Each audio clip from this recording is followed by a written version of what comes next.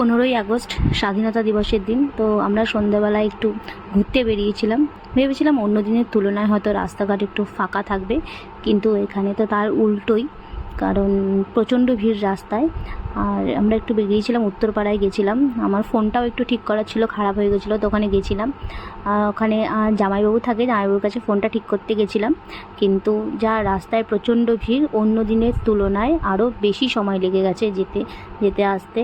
মানে রাস্তায় গাড়ির লাইন পড়ে গেছে, দেখো পুরো গাড়িগুলো একদম লাইন দিয়ে দাঁড়িয়ে রয়েছে। এখানে কোনো মতে পাশ কাটিয়ে এসেছি, নাহলে ওখানে তো মনে হয় ঘন্টার পর ঘন্টা ওখানেই দাঁড়িয়ে থাকতে হতো। রাস্তায় মানে দুর্গাপুজোর মতন পুরো ভিড় পড়ে গেছে, দেখতে পাবে। আগে কোনো দিন দেখিনি আমি, এই দিন বেরোইনি, তো মানে পুরো দুর্গাপুজোর মতন একদম লাগছে, যেন দুর্গাপুজো লেগে গেছে।